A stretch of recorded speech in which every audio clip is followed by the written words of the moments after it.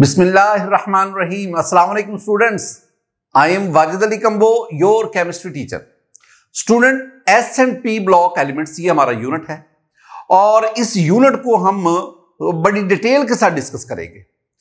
इस यूनिट में पहले हमारे पास आती है पीरियोडिसिटी ऑफ फिजिकल प्रॉपर्टीज, और जिन फिजिकल प्रॉपर्टीज की पीरियोडिसिटी हमें डिस्कस करने के लिए हमारा सिलेबस कह रहा है उसमें एटॉमिक रेडियस है, आयोनाइजेशन एनर्जी है, इलेक्ट्रोनेगेटिविटी है, मेल्टिंग एंड बॉइलिंग पॉइंट्स है और इसके साथ इलेक्ट्रिकल कंडक्टेंस है।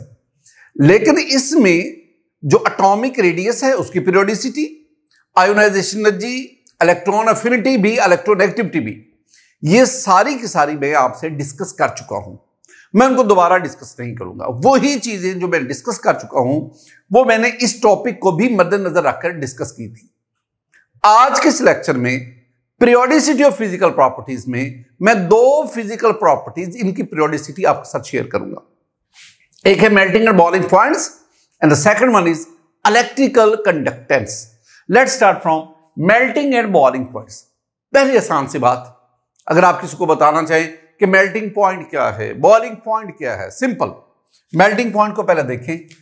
मेल्टिंग पॉइंट ना स्टूडेंट, एक तो बात है कि मेल्टिंग पॉइंट टेम्परेचर होता है, और दूसरी बात ध्यान में रखें कि मेल्टिंग पॉइंट की जो टर्म है ना ये सॉलिड के लिए होती है, सॉलिड के लिए। अब दो मैं यहां इसकी डेफिनेशन करूंगा। दो मैं कहूंगा वो टेम्परेचर जिस पर कोई सॉलिड लिक्विड में कन्वर्ट होना शुरू होता है, the temperature at which a liquid solid converts into, इन जहां पे वो कन्वर्ट करना शुरू करे, that is called the melting point. अब एक और भी बात है, दूसरी जो डेफिनेशन वो वेरी सिंपल। आप ना ये बीकर ले लें, इस बीकर में आपके पास पानी भी है और वाटर के ऊपर आइस भी फ्लोट कर रही है।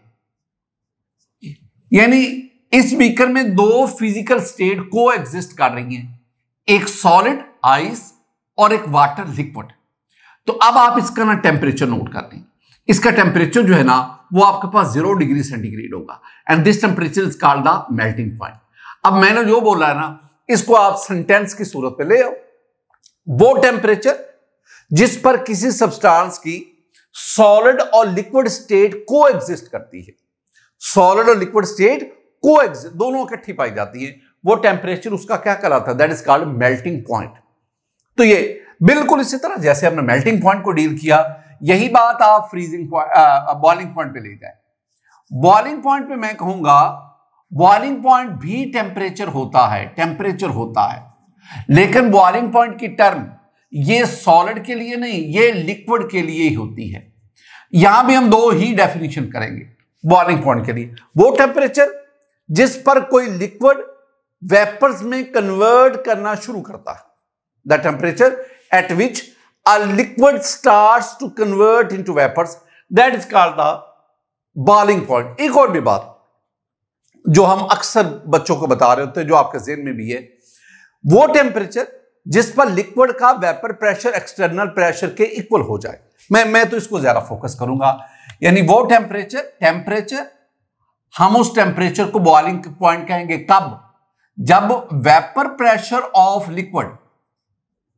लिक्विड का वेपर प्रेशर और एक्सटर्नल प्रेशर ये दोनों आपस में इक्वल हो जाए। तो वो टेम्परेचर जिस पर लिक्विड का वेपर प्रेशर और एक्सटर्नल प्रेशर इक्वल हो जाए, हमें उसे कहते हैं बॉइलिंग पॉइंट। ये तो मैंने ना आपको डेफिनेशन समझाई ना सिर्फ इस हेडिंग को जस्टिफाई करने के लिए। स्टूडेंट, एक्चुअली ये दोनों चीजें हैं क्या होता भला क्या है। ये आपके पास सॉलिड है ना, सॉलिड में ये पार्टिकल्स हैं, क्लोज हैं एक दूसरे के, और जब आप लिक्विड में जाते हैं इनके दरमियान डिस्टेंस आ जाता है, थोड़े थोड़े दूर चले जाते हैं, ये लिक्विड आ गए। और गैस में जाएंगे तो ये तो बहुत ही दूर चले जाएंगे। तो आप सॉलिड को लिक्विड में कन्वर्ट करने के लिए जो टेम्परेचर उसे कहते हैं मेल्टिंग पॉइंट, और लिक्विड को गैस में कन्वर्ट करने के लिए जो टेम्परेचर उसे कहते हैं बॉइलिंग पॉइंट। ये एक्चुअली वो जो हम टेम्परेचर जिस पर ये सॉलिड लिक्विड में कन्वर्ट होता है ना, उसको मेजर करने का तरीका क्या है? उसको मेजर करने का तरीका है कि ये जो पार्टिकल्स है ना ये आपस में कितने स्ट्रांगली बाउंडेड हैं। ये एक नुक्ता मैं अगर आपको समझा पाया, बुनियादी सा नुक्ता है। यानी मेल्टिंग एंड बॉइलिंग पॉइंट से क्या हमें क्या कैसे पता चलता है, ये इस सॉलिड का मेल्टिंग पॉइंट बहुत कम है, इसका बहुत ज्यादा है। कम क्यों है, ज्यादा क्यों है? वो मेल्टिंग पॉइंट है क्या? इसका बॉइलिंग पॉइंट कम, इसका बहुत कम, इसका ज्यादा है, इसका बहुत ज्यादा है। ये मेल्टिंग और बॉइलिंग पॉइंट ये किस चीज पे डिपेंड करते हैं? ये कैसे मेजर होते हैं? ये है क्या चीज? Very simple. मेल्टिंग और बॉइलिंग पॉइंट हमें बताते हैं कि किसी भी सब्सटेंस में पार्टिकल्स के दरमियान, ये पार्टिकल्स हैं, पार्टिकल्स, जब मैं लफ्ज पार्टिकल्स बोलता हूं ना, पार्टिकल्स, इससे मेरी मुराद एटम्स भी होते हैं, इससे मेरी मुराद आयंस भी होते हैं, इससे मेरी मुराद मॉलिक्यूल्स भी होते हैं, इनको मैं पार्टिकल्स कहता हूं।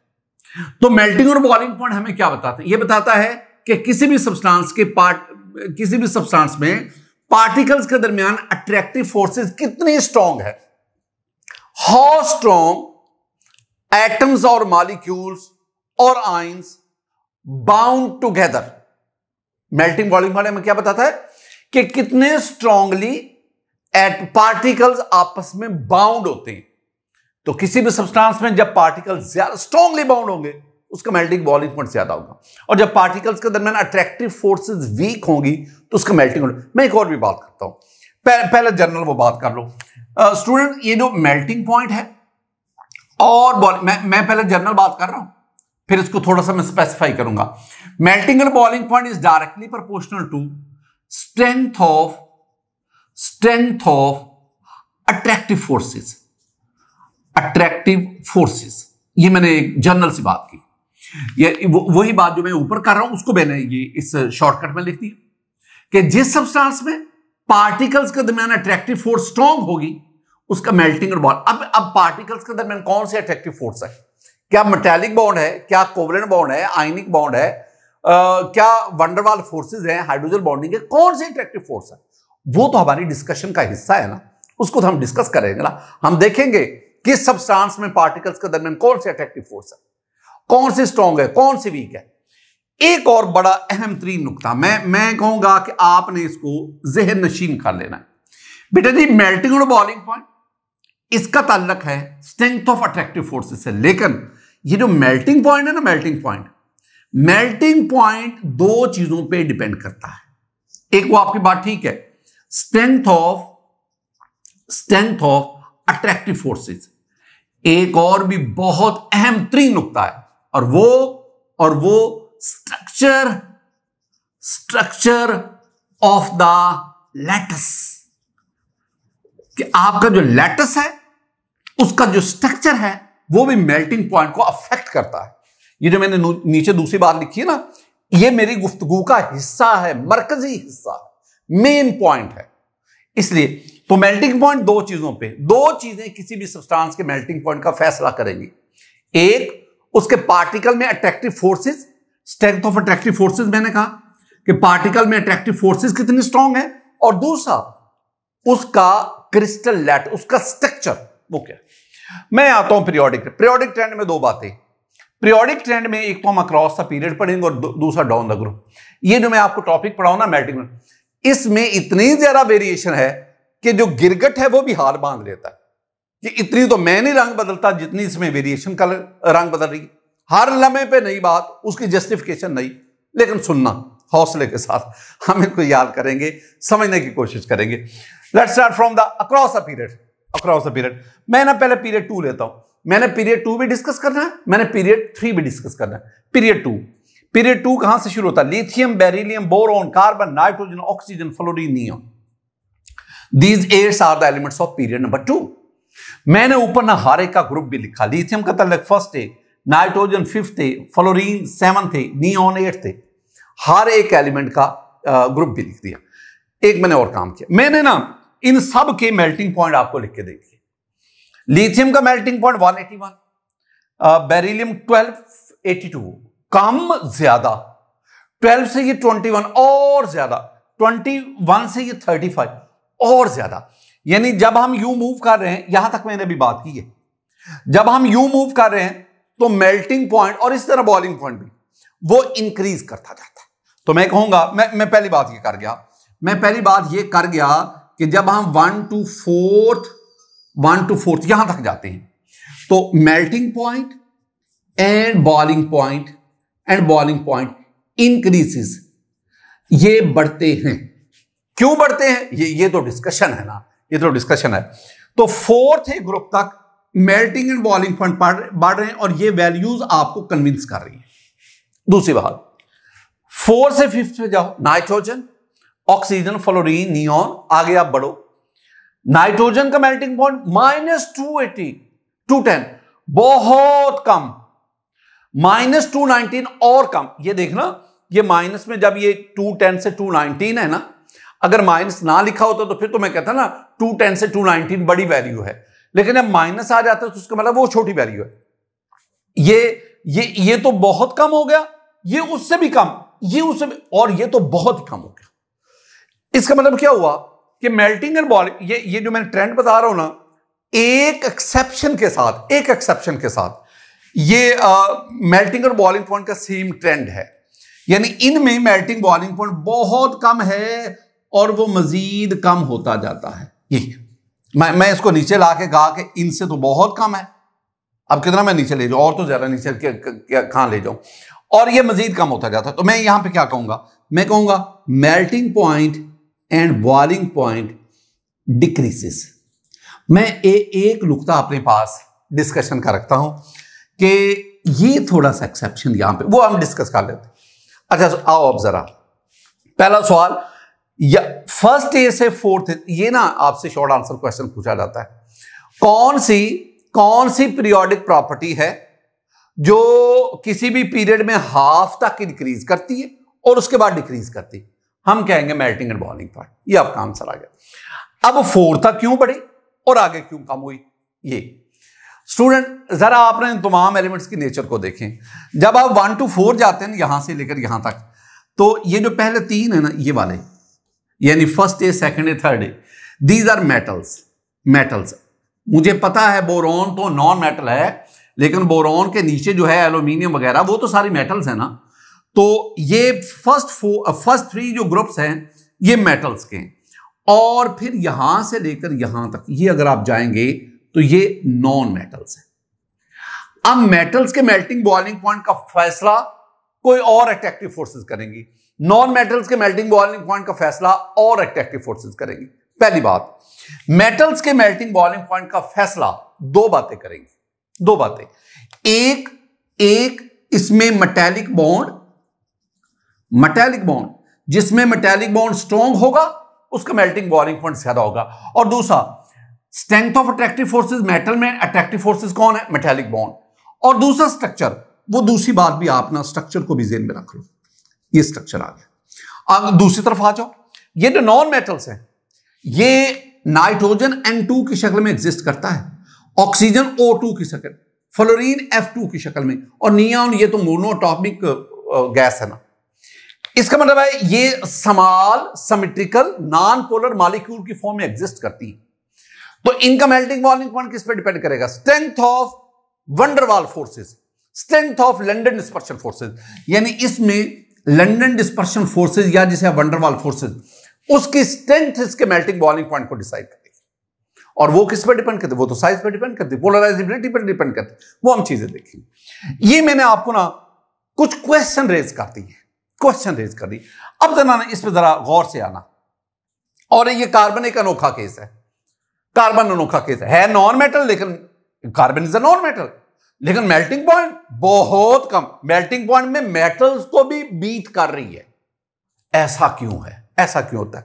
यही तो एंटी टेस्ट है ना स्टूडेंट। इसमें ना पहले आप इन मेटल्स को देखें, मेटल्स का मेल्टिंग बॉइलिंग पॉइंट क्यों। ये एक और भी पॉइंट नोट, जितनी मैंने ये गुफ्तगू की है जरा उसको मैं ग्राफ की सूरत में आपके सामने लाता हूं।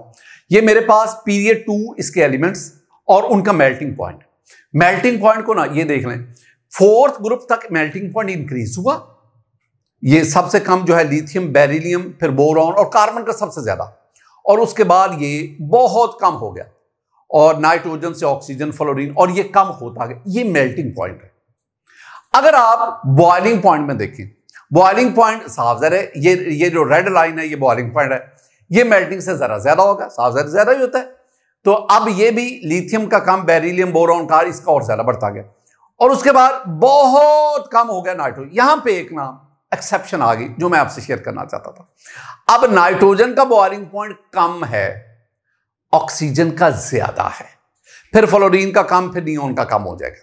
ये एक एक्सेप्शन है कि हमने मेल्टिंग पॉइंट में क्या पढ़ा था कि नाइट्रोजन का ज्यादा, ऑक्सीजन का कम है, लेकिन बॉइलिंग पॉइंट नाइट्रोजन का कम, ऑक्सीजन का। This one is an exception, वो आपने ध्यान में रखनी। अब जरा इसका ना लॉजिक समझे। मैं पहले ना मेटल्स की बात करता हूं। स्टूडेंट्स, मेटल्स में मेटालिक बॉन्ड होता है, मेटालिक बॉन्ड। अब ये मेटालिक बॉन्ड क्या है? मेटालिक बॉन्ड जो है ना, ये आपने पढ़ा हुआ है, वो इलेक्ट्रॉन पोल थ्योरी में आपने पढ़ा है कि metallic bond it is the an attractive force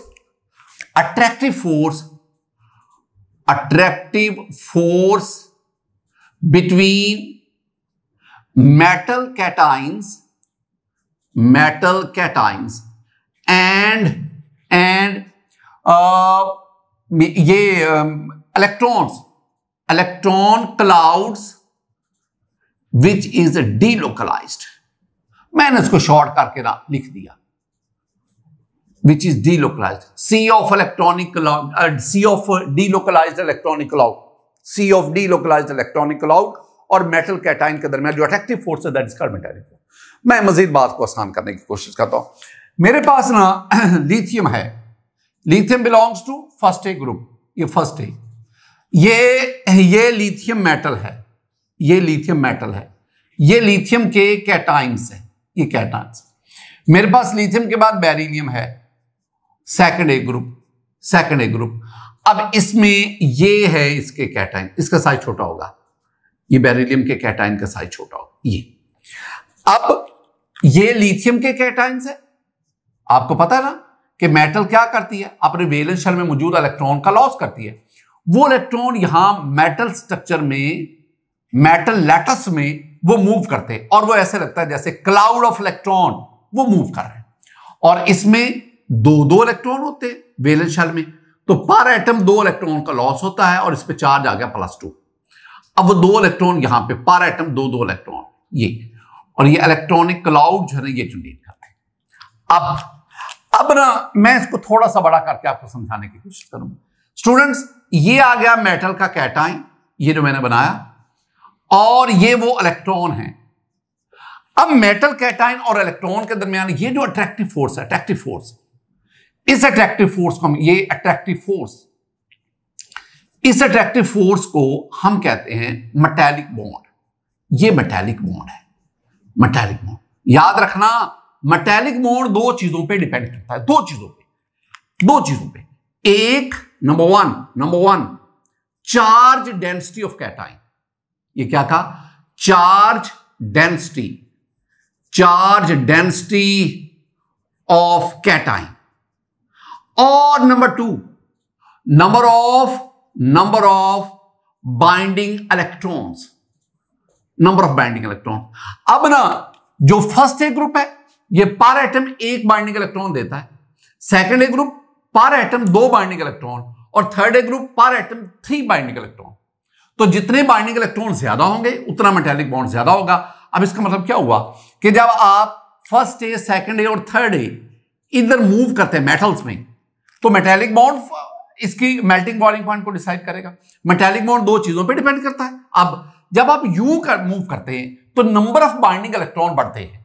मैंने क्या कहा, मैंने मजीद क्लियर करूं, first A, second A, third A, number of binding electron, ये नंबर ऑफ, मुझे हर एक बात लिखनी पड़ती है, बाइंडिंग इलेक्ट्रॉन भी लिख रहा हूं, मुझे हर एक बात लिखनी पड़ती है ताकि आप भी इन तमाम चीजों को राइट डाउन करें। तो इन्होंने 1 बाइंडिंग इलेक्ट्रॉन दिया, इन्होंने 2 बाइंडिंग इलेक्ट्रॉन दिए, इन्होंने 3। तो जो जितने ज्यादा बाइंडिंग इलेक्ट्रॉन देगा उतना उसमें मेटालिक बॉन्ड स्ट्रांग होगा, और जिसमें मेटालिक बॉन्ड स्ट्रांग होगा उतना उसका मेल्टिंग बॉइलिंग पॉइंट ज्यादा होगा। तो बाइंडिंग इलेक्ट्रॉन ने ये फैसला कर दिया। अब दूसरी बात, चार्ज डेंसिटी, बहुत बुनियादी कॉन्सेप्ट है स्टूडेंट चार्ज डेंसिटी का। अगर आप चार्ज डेंसिटी, मैंने इसकी बेस पे ना लफ्ज चार्ज डेंसिटी की बेस पे अगले 2-3 दिनों में बहुत ज्यादा डिस्कशन करनी है।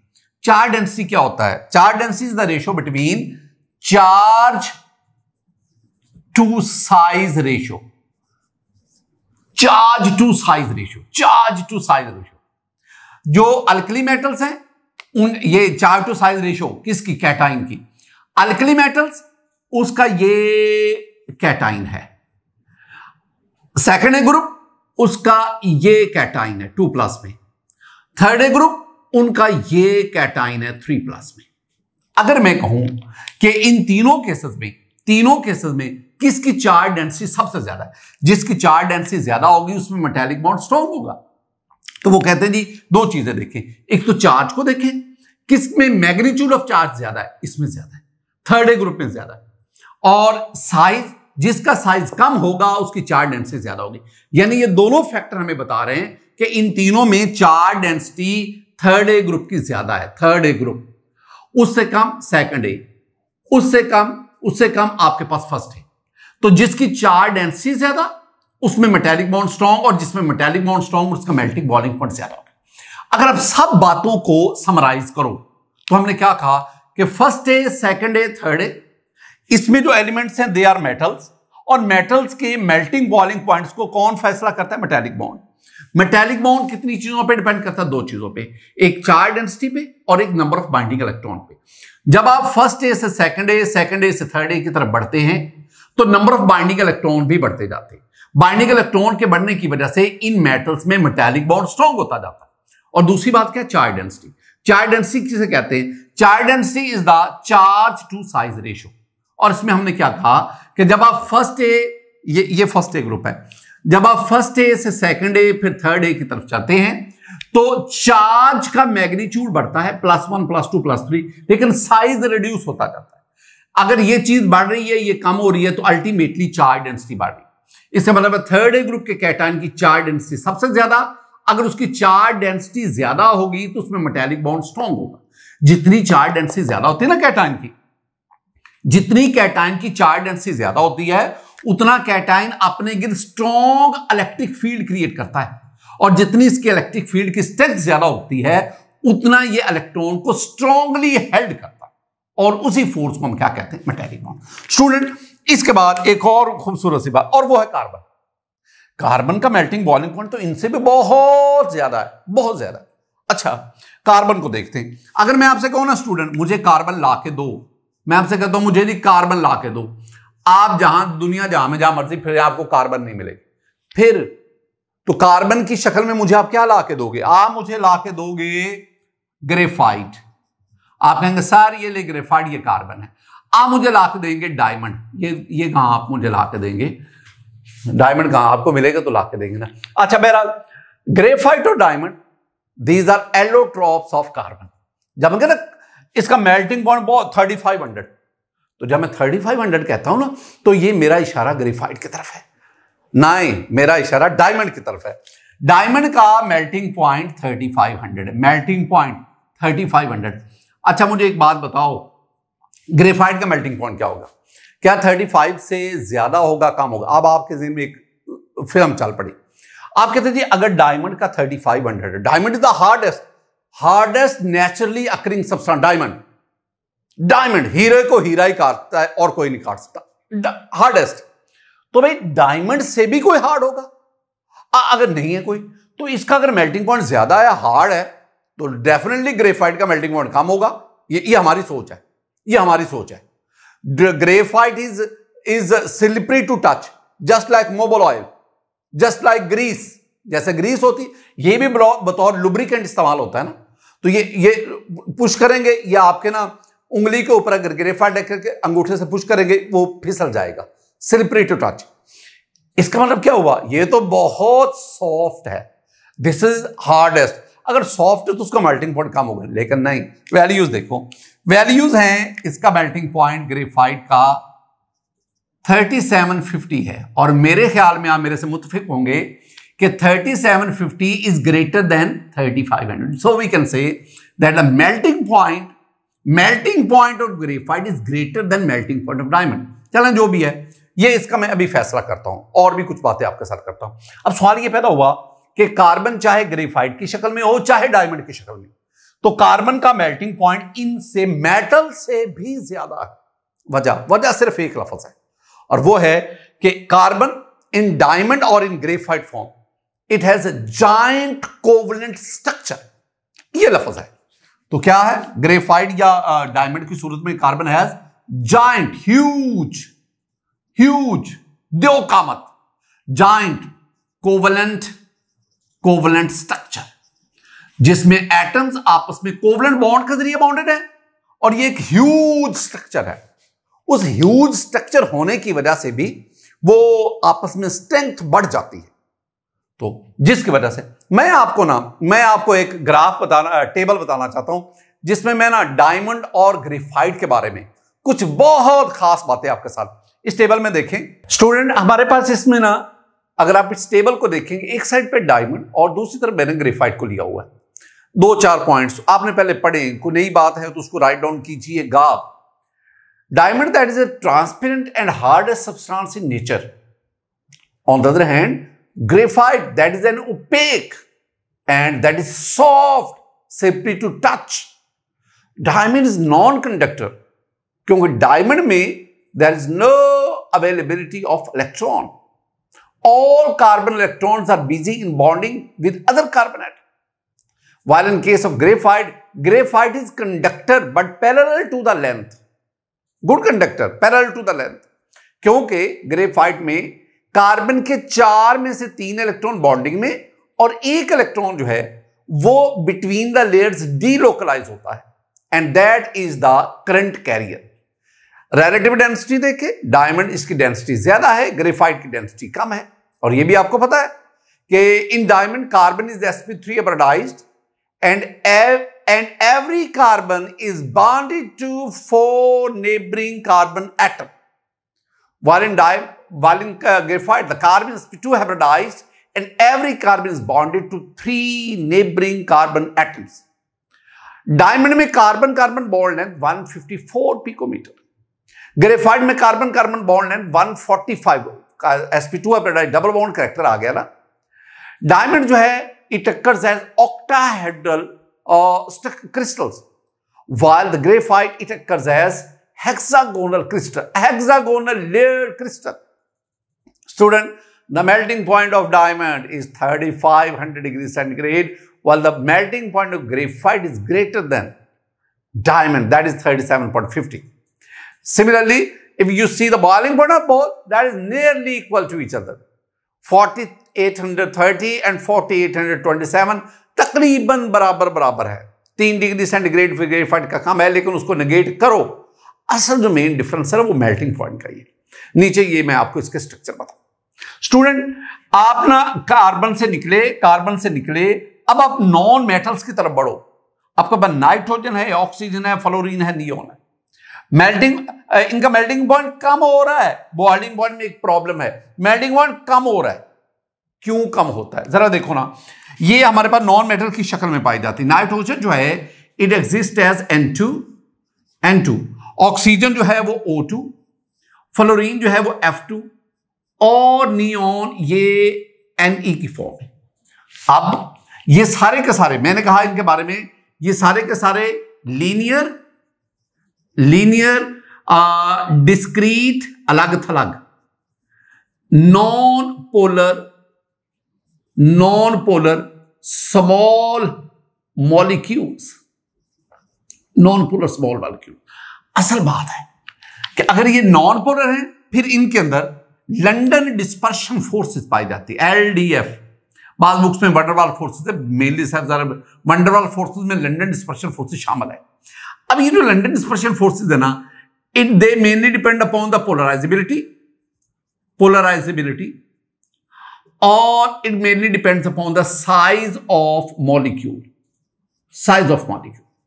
स्टूडेंट, आपने एटॉमिक रेडियस में पढ़ा है कि जब हम अक्रॉस ए पीरियड जाते हैं एटॉमिक रेडियस कम होता है।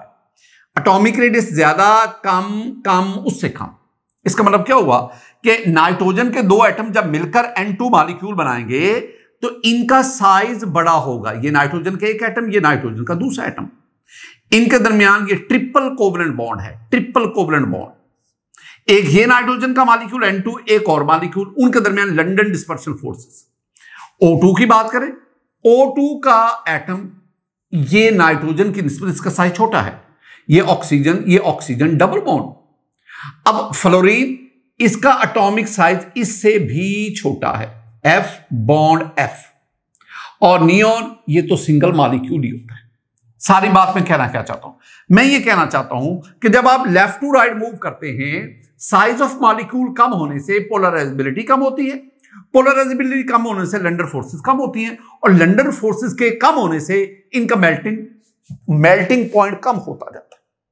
इसका मेल्टिंग पॉइंट ज्यादा, इसका कम, इसका उससे कम, इसका सबसे कम।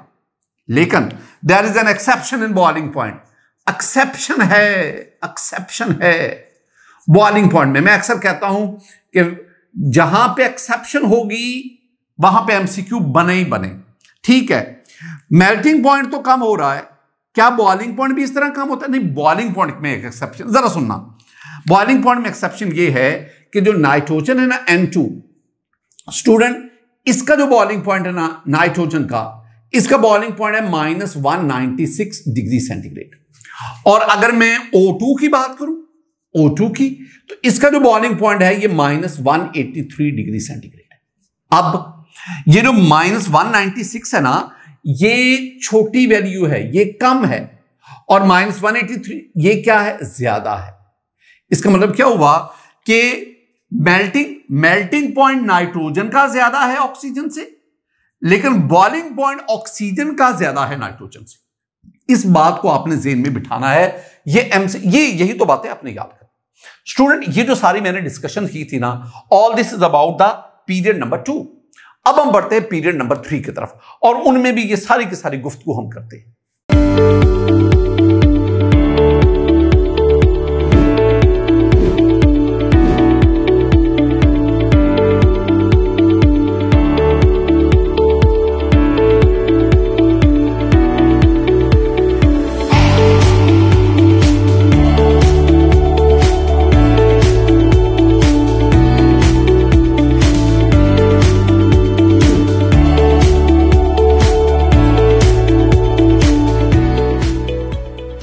स्टूडेंट, अब हम ना पीरियड 3 इसके मेल्टिंग बॉइलिंग पॉइंट की बात करते हैं। पीरियड 3 में पहले तो आप देखो ना कि एलिमेंट्स कौन कौन से हैं। आपके पास है sodium, magnesium, aluminium, silicon, phosphorus, sulphur, chlorine और आर्गन। मैंने ऊपर इन सबके ग्रुप्स भी लिखे। जितनी बातें अभी मैंने आपको पीरियड 2 के रेलेवेंट बताई है ना, उन बातों को यहां पे रिपीट करो, मेरे साथ साथ चलो, वही बातें आपने दोबारा बोलनी। हम क्या कहेंगे?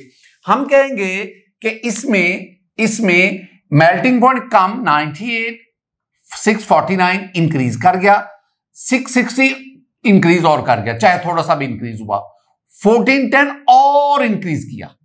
इसका मतलब है कि जब हम पहले से चौथे ग्रुप की तरफ बढ़ते हैं तो मेल्टिंग बॉइलिंग पॉइंट इंक्रीज। यही बात हमने पीछे भी की है, यही बात हमने इधर भी की है। तो मैं क्या कहूंगा कि melting point and boiling point increases up to fourth A group. अच्छा, उसके बाद ये जो आपके पास है ना मेल्टिंग बॉइलिंग पॉइंट, ये बहुत कम है 44, ये फिर ज्यादा हो गया, ये और कम, यानी इनमें अगर आप देखेंगे कम होता जाएगा। लेकिन यहां एक्सेप्शन है, इनका मेल्टिंग बॉइलिंग पॉइंट यहां कम होता जाएगा। वही बात जो मैंने उधर की। अब मैं क्या कहूंगा, melting point and boiling point decreases with an exception. यहां पे हमारे पास एक एक्सेप्शन है, और वो एक्सेप्शन क्या है? अब ये फास्फोरस है, इसका मेल्टिंग पॉइंट कम है, सिलिकॉन का ज्यादा है। हालांकि हम कह रहे थे कि आगे बढ़ेंगे तो मेल्टिंग बॉइलिंग पॉइंट कम होता है, कम यानी इसका ज्यादा, इसका कम होना चाहिए था। लेकिन है क्या? एक्सेप्शन ये है कि सल्फर का मेल्टिंग पॉइंट S8 का ज्यादा है as compare to phosphorus P4 की निस्बत, और ये हमारी एक्सपेक्टेशन के उलट है। बाकी तो बिल्कुल ठीक है।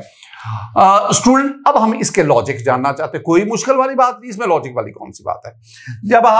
जब आप इन ग्रुप्स को देखते हैं, ये सारी की सारी क्या है? ये मेटल्स हैं, दीज आर मेटल्स। और जब आप इन ग्रुप्स में जाते हैं, these are non metals. Metals के मेल्टिंग पॉइंट इनका ताल्लुक मेटेलिक बॉन्ड से है, स्ट्रक्चर से है, मेटेलिक बॉन्ड से है, स्ट्रक्चर ऑफ मेटल से है। अब मैंने आपसे कहा था ना कि मेटेलिक बॉन्ड दो चीजों पे डिपेंड करता है, नंबर ऑफ बाइंडिंग इलेक्ट्रॉन और चार्ज डेंसिटी ऑफ कैटाइन। जब आप यूं मूव करते हैं, नंबर ऑफ बाइंडिंग इलेक्ट्रॉन बढ़ते जाते हैं और चार्ज डेंसिटी वो भी बढ़ती है, जिसकी वजह से मेटालिक बॉन्ड स्ट्रांग होता है और मेटालिक बॉन्ड स्ट्रांग होने की वजह से इनका मेल्टिंग पॉइंट बढ़ता जाता है। इसका मतलब क्या हुआ, मैं दोबारा यहां पे लिखूंगा, मैं कहूंगा कि इसमें मेटालिक बॉन्ड रीजन है, मेटालिक बॉन्ड बार बार मुझे लिखना पड़ता है ताकि ये आपको बातें याद कर पाऊं। मेटालिक बॉन्ड यहां रीजन है। और क्या मेटालिक बॉन्ड कितनी चीजों पे? 2 डिब्बे, एक नंबर ऑफ बाइंडिंग इलेक्ट्रॉन्स, और नंबर 2 पे लैटिस स्ट्रक्चर या मेटालिक स्ट्रक्चर। और ये जो मैंने मेटालिक स्ट्रक्चर की बात की है ना, number of binding electron, metallic structure, और फिर मैंने चार्ज डेंसिटी की बात की है, चार्ज डेंसिटी की। फिलहाल आप मेटालिक बॉन्ड को इन 2 चीजों के साथ कोरिलेट कर लें। आप मेटालिक स्ट्रक्चर को जरा साइड पे रख ले, आप इन 2 चीजों के साथ, और दोनों के साथ मेटालिक बॉन्ड डायरेक्टली प्रोपोर्शनल है। अच्छा, अब आ जाएं, व्हाट अबाउट सिलिकॉन? सिलिकॉन क्या है? सिलिकॉन आपने इससे पहले जो डिस्कस किया था ना, तो 4th ग्रुप में कार्बन था, कार्बन के नीचे सिलिकॉन है। कार्बन को हमने डायमंड और ग्रेफाइट में लिया, अब सिलिकॉन को देखो। स्टूडेंट याद रखना, सिलिकॉन का structure very much like that of diamond, बिल्कुल डायमंड का FCC है, फेस सेंटर्ड क्यूबिक स्ट्रक्चर है, सिलिकॉन का भी FCC है, डायमंड का भी ह्यूज स्ट्रक्चर है, इसका के भी कदरे बहुत बड़ा स्ट्रक्चर तो नहीं है, डायमंड जितना तो बड़ा नहीं है, लेकिन अगर डायमंड जितना होता तो फिर साहब इसका भी मेल्टिंग पॉइंट डायमंड जितना ही होता, ये भी वैसा ही हार्ड होता, लेकिन ऐसा नहीं है। मैं आपको स्ट्रक्चर दिखा रहा हूं, ये आपके पास जो स्ट्रक्चर है ये सिलिकॉन का है, सिलिकॉन का और डायमंड का स्ट्रक्चर बिल्कुल एक जैसे, फेस सेंटर्ड ऑक्टाहेड्रल स्ट्रक्चर जिसे मैंने कहा। स्टूडेंट इसके बाद आप इनकी तरफ आ जाएं, फास्फोरस है, सल्फर है, क्लोरीन है, आर्गन, ये नॉन मेटल्स है। अब फास्फोरस P4 की फॉर्म में एग्जिस्ट करता है, P4 phosphorus P4, sulphur S8 की फॉर्म में, क्लोरीन Cl2 की सूरत में, आर्गन Ar इसकी सूरत में। अब चूंकि हमने क्या कहा है कि ये सारे के सारे नॉन पोलर डिस्क्रीट यानी इंडिविजुअल मॉलिक्यूल्स हैं और इनमें लंडन स्पेशल फोर्सेस पाई जाती है जो कि साइज ऑफ मॉलिक्यूल पर डिपेंड करती है। अब वेरी सिंपल, सल्फर का मॉलिक्यूल 8 एटम्स पर मुश्तमिल है, 8, और फास्फोरस का टेट्राटॉमिक है, 4 एटम्स पर मुश्तमिल है। चूंकि इसका एटॉमिक साइज बड़ा है, पोलराइजेबिलिटी ज्यादा होगी, यानी मोलेकुलर साइज बड़ा है, पोलराइजेबिलिटी ज्यादा होगी, इसमें लेंडर फोर्सेस स्ट्रॉन्ग है, और स्ट्रॉन्ग लेंडर फोर्सेस की वजह से इसका मेल्टिंग पॉइंट फास्फोरस की निस्बत P4 की निस्बत ज्यादा है। क्लोरीन तो बहुत कम है और आर्गन तो उससे भी कम है। मैं 2 चीजें आपको समझाना चाहता हूं। पहले तो आप ये 3rd ग्रुप, ये पीरियड 3, आप पहले पीरियड 3 इसका मेल्टिंग पॉइंट का ट्रेंड देखें। अगर आप इसको देखेंगे, सोडियम, फिर उससे ज्यादा मैग्नीशियम, फिर एल्यूमिनियम, सिलिकॉन सबसे ज्यादा, और फिर फास्फोरस कम, सल्फर ज्यादा, एक्सेप्शन आ गई, क्लोरीन उससे कम, आर्गन सबसे कम हो। अगर आप बॉइलिंग पॉइंट को देखेंगे, ये बॉइलिंग पॉइंट का ट्रेंड है। मैं मजीद बात को क्लियर करना चाहता हूं, मैं आपको इस ग्राफ का इतना सा हिस्सा दिखाना चाहता हूं। इसमें देख लो, सिलिकॉन है, फिर सल्फर है, फास्फोरस है, phosphorus exist in as P4, और फिर ये S8 सल्फर के इस मॉलिक्यूल को हम कहते हैं पुक्कड़ मॉलिक्यूल, ऑक्टा एटॉमिक मॉलिक्यूल, 8 इसमें सल्फर के एटम है ना, और फिर क्लोरीन और आर्गन आ रहा है। इस एक्सेप्शन को आपने ध्यान में रखना है। Student, down the group, across the period, down the group. जिस तरह अक्रॉस द पीरियड हमने ट्रेंड को देखा, पहले बड़ा कम हो गया और फिर उनमें एक्सेप्शन आ गई, ऐसी ही यहां पे भी घुमन घेरियां हैं, यहां भी बहुत सारी चीजें। लेकिन अगर आपका कॉन्सेप्ट क्लियर है इनको समझने के लिए कोई दिक्कत नहीं है, मुश्किल नहीं है। मैं बात करता हूं पहले मेटल्स में। मैं मेटल्स में फर्स्ट एक ग्रुप लेता हूं, मैं मेटल्स में सेकंड एक ग्रुप लेता हूं। ये मेटल्स हैं दोनों, ये दोनों मेटल्स के ग्रुप्स हैं, alkali metal, alkaline earth metal. मैं इधर लेता हूं 6A ग्रुप, और फिर मैं लेता हूं 7th A ग्रुप। ये ऑक्सीजन फैमिली है और ये हैलोजन्स है। हैलोजन ले लें, आप बड़े उससे फेमिलियर हैं, F2, Cl2, Br2 and you have the I2, ये हैलोजन्स है। और इसमें भी आप देखेंगे तो O-C-T-Pu, ये भी आपको पता है, O2S8, अभी बातें हुई हैं। अच्छा इधर आ जाओ, इधर अब आप आएंगे ना तो आपके पास अल्कली मेटल में लिथियम है, सोडियम है, आपके पास पोटाशियम है, रुबिडियम है, सीजियम है। मैं फ्रेंसियम लिख देता हूं लेकिन मैं इसको कम ही डिस्कस करता हूं।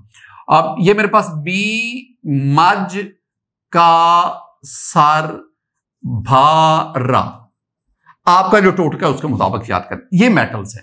अब जरा गौर से देखना, मैं दोनों में ना डिफरेंस आपको बताता। मेल्टिंग बॉइलिंग पॉइंट की बात कर रहे हैं, ऊपर से नीचे आओ, ऊपर से नीचे मेल्टिंग इनमें आओ। जब आप मेटल्स में, मेटल के ग्रुप्स में ऊपर से नीचे आते हैं, melting point and boiling point decreases. इसका मेल्टिंग पॉइंट ज्यादा, इसका कम, ये कम होता है। एक्सेप्शन जो होगी, एक्सेप्शन पे तो हमारा एमसीक्यू बनेगा ना, एक्सेप्शन भी अभी देखते हैं। अच्छा, तो ऊपर से लिथियम का मेल्टिंग पॉइंट ज्यादा, कम, उससे कम, उससे बहुत कम होता जाता है। अच्छा क्यों, वाई, रीजन इज कॉल्ड एंटीटेस्ट। क्यों ऐसा होता है? Very simple. अगर आप इन अल्कली मेटल्स की बात करें, मेटेलिक बॉन्ड दो चीजों पे डिपेंड करेगा, नंबर ऑफ बाइंडिंग इलेक्ट्रॉन, ये सारे के सारे एक बाइंडिंग इलेक्ट्रॉन देते हैं, तो वो तो ठीक हो गया। अब दूसरा charge density of cation, metal cation के चार्ज डेंसिटी, इसका कैटाइन +1 +1 +1 +1 और +1, और इसको छोड़ो, +1 ही होगा। अब आप ऊपर से नीचे है ना, तो लिथियम का कैटाइन ये है, ये लिथियम का कैटाइन, ये आपके पास सोडियम का कैटाइन है, ये आपके पास पोटाशियम का कैटाइन है, ये आपके पास रुबिडियम का कैटाइन है। क्या मैं कहना क्या चाह रहा हूं, इन तमाम कैटाइन की चार्ज डेंसिटी क्या कहता हूं, चार्ज ओवर साइज रेशियो, इसे चार्ज डेंसिटी कहते हैं ना। अब सब पे चार्ज क्या है, +1, चार्ज तो सेम हो गया, तो फैसला किसके पास चला गया, फैसला साइज के पास। अगर ऊपर से नीचे आते हुए कैटाइन का साइज बढ़ता है तो चार्ज डेंसिटी कम होती है। अगर चार्ज डेंसिटी कम होती है तो मेटेलिक बॉन्ड वीक होता है, और अगर मेटेलिक बॉन्ड वीक होता जाता है तो इसका मेल्टिंग बॉइलिंग पॉइंट भी कम होता है। ये जो मैंने बात की है ना, अगर आपको ये तेजी से समझ नहीं आई तो आप इसको दोबारा पीछे करके इसको दोबारा सुन लें। अब here is an exception, हमारे पास यहां पे exception, and exception is about second A group. Second A group के एक्सेप्शन जरा देखिएगा स्टूडेंट, अगर आप सेकंड ए का ये ग्राफ देखेंगे, बेरिलियम मेल्टिंग पॉइंट ज्यादा, मैग्नीशियम बहुत कम, हां कैल्शियम ज्यादा, स्टोनेशियम कम, बेरियम उससे कम। अगर मैं कहूं कि ये जो मैंने टेबल में लिए, ग्राफ में लिए हैं सेकंड ए ग्रुप के एलिमेंट्स, सबसे हाईएस्ट मेल्टिंग पॉइंट किसका, आंसर बेरिलियम, Be। सबसे लोएस्ट किसका है, मैग्नीशियम का। वाई, यहां ऐसा नहीं है, जो बात इधर की क्या वो यहां नहीं अप्लाई होती, क्या हम इनमें ऊपर से नीचे आते हैं, इसमें भी वैसे ही होना चाहिए कि ऊपर से नीचे आते हुए इनकी चार्ज डेंसिटी कम होती है, चार्ज डेंसिटी कम होने से मेटालिक बॉन्ड वीक होगा और मेल्टिंग पॉइंट कम होना चाहिए। फिर मैग्नीशियम ने एक्सेप्शनल बिहेवियर क्यों शो किया, मैं बड़ी देर से एक बात आपको बताता जा रहा हूं, वो समझ नहीं आ रही थी। मैं कह रहा था कि ये जो बॉइलिंग ये जो मेल्टिंग पॉइंट बॉइलिंग पॉइंट है ना, ये दो चीजों पे डिपेंड करता है, strength of metallic bond and metallic structure. अब ना अगर आप इन दोनों मेटल्स ये जो हैं इनका मेटालिक स्ट्रक्चर देखेंगे ना, तो ये हेक्सागोनल क्लोज पैकिंग को फॉलो करते हैं, हेक्सागोनल क्लोज पैकिंग। इनको देखोगे ना तो ये फेस सेंटर्ड, इनको फेस सेंटर्ड क्यूबिक आ गया, ये बॉडी सेंटर्ड वगैरह उसमें चला जाता है। मैं कहना क्या चाहता हूं, मैं कहना यह चाहता हूं कि ये जो मैग्नीशियम है ना, मैग्नीशियम इसका मेटालिक स्ट्रक्चर हेक्सागोनल होता है, जो लेयर्ड स्ट्रक्चर है, और उस स्ट्रक्चर की वजह से ये एक्सेप्शनल मेल्टिंग पॉइंट शो करता है। अब एक स्टूडेंट कहता है सर वो तो फिर बेरिलियम का भी है, तो वो क्यों नहीं करता? भाई इसमें मेटालिक स्ट्रक्चर वाला फैक्टर ज्यादा डोमिनेंट है, इसमें मेटालिक बॉन्ड का स्ट्रक्चर ज्यादा, यही तो केमिस्ट्री है ना। बात पे हम कभी कोई लॉजिक, और इन सब बातों को समझना होता है। स्टूडेंट आप इधर आ जाए, ये सारे के सारे नॉन मेटल्स है, आप इनमें देखें ऊपर से नीचे आए, इनका मेल्टिंग बॉइलिंग पॉइंट बढ़ता है।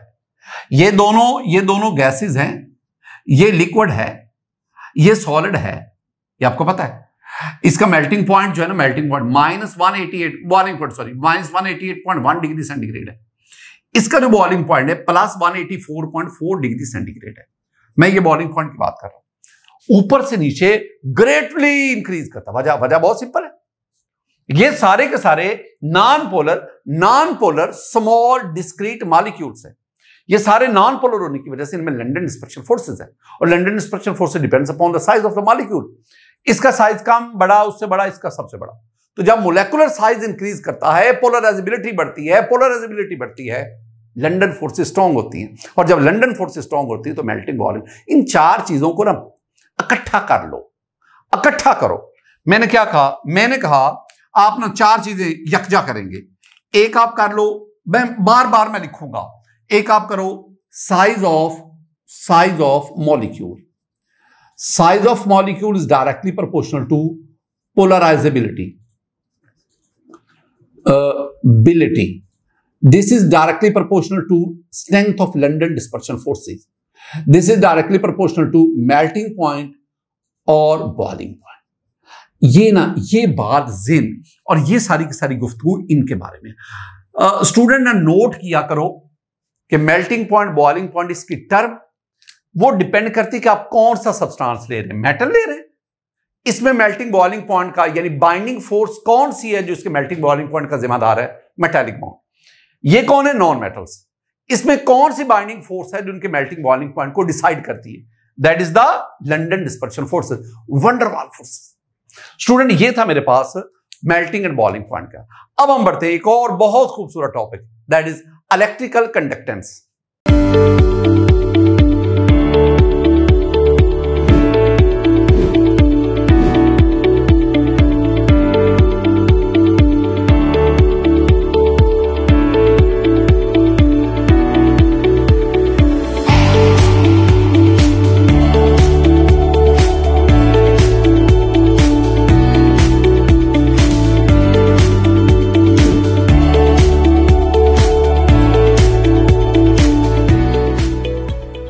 स्टूडेंट, हमारे पास इलेक्ट्रिकल कंडक्टेंस।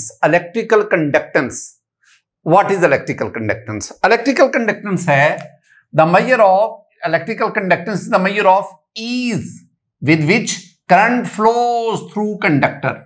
कंडक्टर से करंट कितनी आसानी से फ्लो करता है, उस आसानी की मेजरमेंट को हम कहते हैं। यानी जिस सब्सटेंस से, जिस कंडक्टर से flow of electron, flow of current easy होगा, उसकी इलेक्ट्रिकल कंडक्टेंस ज्यादा होगी। इलेक्ट्रिकल कंडक्टेंस को हम आमतौर पर जी से रिप्रेजेंट करते हैं। अच्छा, मैं ना जो आपके साथ वैल्यूज शेयर करूंगा ना, वो इलेक्ट्रिकल कंडक्टेंस के साथ मैं इलेक्ट्रिकल कंडक्टिविटी की वैल्यू शेयर करूंगा। इलेक्ट्रिकल कंडक्टेंस, इलेक्ट्रिकल कंडक्टिविटी दोनों को कोरिलेट करना। मैं जो टर्म यूज करूंगा, मैं इलेक्ट्रिकल कंडक्टिविटी की बात करूंगा, कंडक्टिविटी। और इसका जो यूनिट मैं यूज करूंगा वो ओहम पर मीटर यूज करूंगा, या मैं सीमेंस पर मीटर यूज करूंगा। ये ओहम की तरह सीमेंस, ये भी इसके लिए हम ये टर्मिनोलॉजी इलेक्ट्रिकल कंडक्टिविटी वगैरह उसके लिए यूज करें। पीरियोडिक ट्रेंड पे आए, 6-7 मैंने पॉइंट्स आपको समझा दें, फिर आज की हमारी गुफ्तगू खत्म। पहला पॉइंट, मैं ये ना आपको पीरियोडिक ट्रेंड आपके साथ शेयर करने जा रहा हूं। पीरियोडिक ट्रेंड, और पीरियोडिक ट्रेंड में मैं पहली बात आपसे डिस्कस करूंगा दो बहुत बहुत इंपॉर्टेंट ग्रुप्स ऑफ मेटल्स।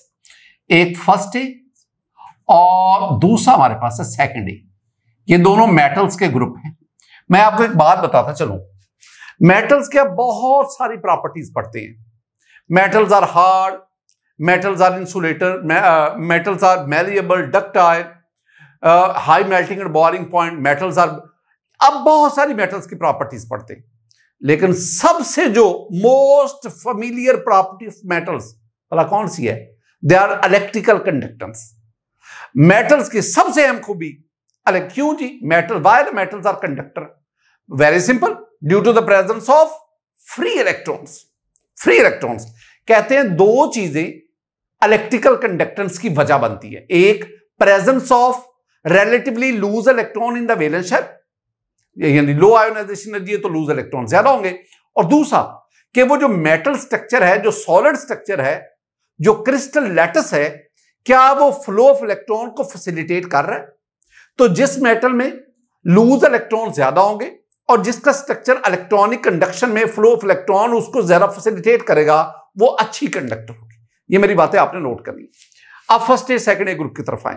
अगर आप डाउन द ग्रुप आए तो इलेक्ट्रिकल कंडक्टिविटी बढ़ती, ये बुक कह रही है इलेक्ट्रिकल कंडक्टिविटी इंक्रीजेस, ये हमारी बुक कह रही है, मैं अपनी गुफ्तगू साइड पे रख रहा हूं। हमारी बुक कहती है कि फर्स्ट ए और सेकंड ए अल्कली और अल्कलाइन अर्थ मेटल ऊपर से नीचे आए, down the group electrical conductivity increase करती है। लेकिन वो कहते हैं इसमें there is a few exceptions.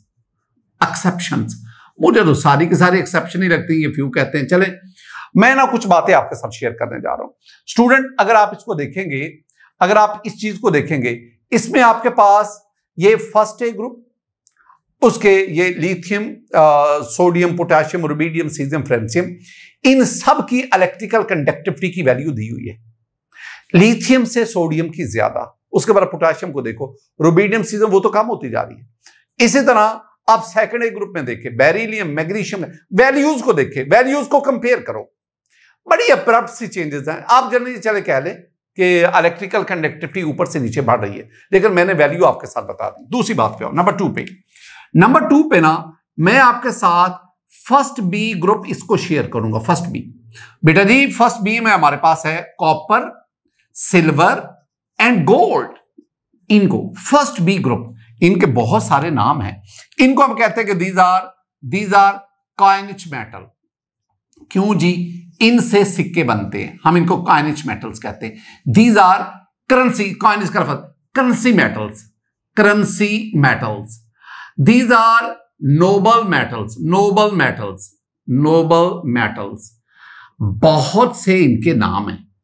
Least active, inert metals बहुत कम है ये। और एक बात याद रखना, पीरियोडिक टेबल में जितनी भी मोस्टली एलिमेंट्स आर मेटल्स, तो सबसे जो extra ordinary electrical conductivity value है वो इन्हीं की है। तेशोदा, मैंने लफ्ज क्या बोला? एक्स्ट्रा ऑर्डिनरी इलेक्ट्रिकल कंडक्टिविटी ये शो करते हैं, एक्स्ट्रा ऑर्डिनरी। मैं ना आपके साथ इनकी वैल्यूज शेयर करता हूं, जरा वैल्यूज को देखें। कॉपर को देखें, सिल्वर को देखें और गोल्ड। अगर आप इन तीनों वैल्यूज को गौर से देखोगे ना, तो इसमें सिल्वर की इलेक्ट्रिकल कंडक्टिविटी वैल्यू सबसे ज्यादा है, उसके बाद कॉपर, फिर गोल्ड आता है। यानी मैं कह सकता हूं कि silver is the best electrical conductor in the universe, सबसे बेहतरीन है। चांदी, एजी, सिल्वर। तीसरी बात पे ना मैं फिफ्थ ए ग्रुप ले लो, सिक्स ए ग्रुप ले लो, सेवंथ ए ग्रुप ले लो। इनकी ना इलेक्ट्रिकल कंडक्टिविटी वैल्यू इतनी लो है कि हम इन्हें नॉन कंडक्टर कंसीडर करते हैं। नॉन कंडक्टर हम इन्हें स्टूडेंट इंसुलेटर कंसीडर करते हैं। इनको हम इंसुलेटर कंसीडर करते हैं, बहुत कम वैल्यू। अच्छा, एक और पॉइंट पे आओ, नंबर 4 पॉइंट पे ना मैं जिक्र करता हूं ट्रांजिशन एलिमेंट्स का, ट्रांजिशन मेटल्स ट्रांजिशन। और मैं इसमें ना 3D सीरीज का जिक्र करता हूं। 3D सीरीज पढ़नी हमने, 3D सीरीज। शक्ति वी कर मैनू फी को नी कजन, ये 3D सीरीज है। स्कैंडियम से शुरू हुई जिंक तक, ये 3D सीरीज ट्रांजिशन एलिमेंट। अब इनके बारे में वो कहते हैं कि इनके electrical conductivity value abruptly change होती है। मैं इलेक्ट्रिकल कंडक्टिविटी को EC से कहूंगा, electrical conductivity changes so abruptly that no regular trend can be assigned to them। यानी इनके इलेक्ट्रिकल कंडक्टिविटी वैल्यू इतनी अब्रप्टली चेंज होती है क्या हम इनके लिए कोई ये नहीं हम कह सकते इंक्रीज करें। जरा look at this one is a very beautiful graph. ये हमें बता रहा है ये scandium, titanium, vanadium, chromium, manganese, changes देखो आ रही है। उसके बाद आयरन है, कॉपर है, कोबाल्ट है, निकल है, कॉपर है, जिंक, चेंजेस तो देखो कितनी ज्यादा, कभी ऊपर कभी इलेक्ट्रिकल कंडक्टिविटी बढ़, यानी आप इनको कोई रेगुलर ट्रेंड असाइन नहीं कर सकते। ये 4 पॉइंट्स के बाद मैं नंबर 5 पे आता हूं। नंबर 5 पे ना मेरे पास कार्बन है। ये बातें तो हमको 1000 दफा कर चुके हैं। कार्बन की 2 एलोट्रॉप्स हैं, एक को हम कहते हैं डायमंड, ये कई दफा हम बात कर चुके हैं, डायमंड, और इसको हम कहते हैं ग्रेफाइट। हम क्या कहते हैं, डायमंड जो है due to unavailability of electron this one is non conductor, और due to the availability of electrons parallel to the length this one is good conductor. ये कंडक्टर है। अच्छा, मैं एक और भी आपको बात, वैसे ये आपके नॉलेज के लिए, इसकी जो इलेक्ट्रिकल कंडक्टिविटी वैल्यू वो ये 1 लाख है, 1 लाख सीमेंस पर मीटर है, और इसके इलेक्ट्रिकल कंडक्टिविटी वैल्यू 0.001 सीमेंस पर मीटर है। बहुत कम है, इतनी कम है कि हम इसको क्या कंसीडर करते हैं, दिस इज नॉन कंडक्टर। वो मैंने वजह आपको बता दी, वो मैंने आपको बता दिया कि डायमंड जो है ये sp3 हाइब्रिडाइज्ड है। तमाम carbon electron they are busy in bonding of information. इसमें ना डायमंड में वो जो इलेक्ट्रॉन है दे आर लोकलाइज्ड, एक ही जगह पे टिके हुए हैं। इसमें हम कहते हैं कार्बन sp2 हाइब्रिडाइज्ड है। 4 में से 3 इलेक्ट्रॉन कोवलेंट बॉन्ड फॉर्मेशन में इन्वॉल्व है, 1 इलेक्ट्रॉन लेयर्स के बीच में इलेक्ट्रिकल कंडक्शन के लिए अवेलेबल है। मुझे मैं बार बार बातें करनी पड़ रही। नंबर 6 पे आओ, एक और पॉइंट, मैं ना आपको 4th ए ग्रुप की बात करता हूं। 4th ए ग्रुप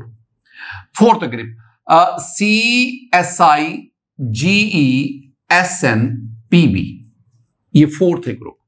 अगर आप इस ग्रुप में लोअर मेंबर में दो मेंबर्स की तरफ इशारा करना, मैं टिन और लेड की तरफ इशारा करता हूं, टिन और लेड। हालांकि ये कार्बन की बात हो चुकी है, अब इन टिन और लेड की तरफ आओ। ये ना मेटलॉइड है, ये सिलिकॉन और जर्मेनियम। बाद बुक्स में हमको सिलिकॉन को कार्बन के साथ नॉन मेटल कह, लेकिन मोस्ट इनको मेटलॉइड कंसीडर करते हैं। अच्छा, अब दूसरी तरफ आ जाओ। आपके पास फर्स्ट ए ग्रुप है, आपके पास सेकंड ए ग्रुप है। अब इसमें फर्स्ट ए और सेकंड ए में देखिएगा, आपके पास आ गया जी इधर लिथियम, सोडियम, पोटाशियम, रुबीडियम और सीजियम।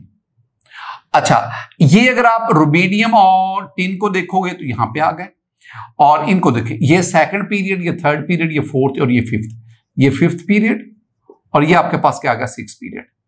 इसका मतलब क्या हुआ कि फर्स्ट ए ग्रुप में ये जो रुबीडियम और सीजियम है, और 4th ए ग्रुप में जो टिन और लेड है, ये इनके काउंटर पार्ट है। अच्छा, एक और दूसरी बात, अब इसमें आ जाओ, बेरिलियम, मैग्नीशियम, कैल्शियम, स्ट्रोनेशियम और बेरियम।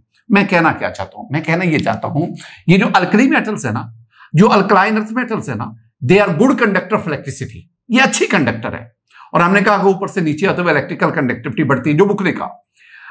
अब ना इनको अगर इसके साथ कंपेयर किया जाए तो ये जो टिन और लेड है ना, ये भी अच्छी कंडक्टर है, इतनी अच्छी कंडक्टर है कि आप इनके इलेक्ट्रिकल कंडक्टिविटी को इनके साथ कंपेयर कर सकते हैं।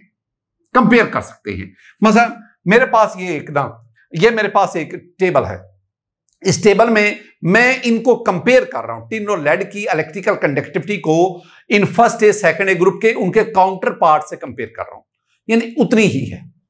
स्टूडेंट, ये जो बातें मैंने आपसे की है ना, all this is about the electrical conductance. इन चीजों को आप देखिएगा, रिवाइज कीजिए। स्टूडेंट, ये था हमारा आज का लेक्चर। आज के लेक्चर में हमने 2 बातों को फोकस किया। हमने मेल्टिंग और बॉइलिंग पॉइंट को पढ़ा, हमने इलेक्ट्रिकल कंडक्टेंस को पढ़ा।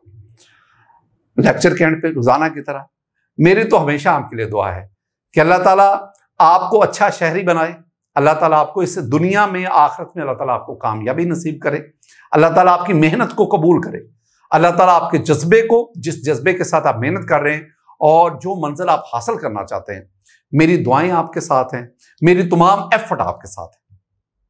अल्लाह ताला हम सब पर अपना करम फरमाए। अस्सलामु अलैकुम व रहमतुल्लाह।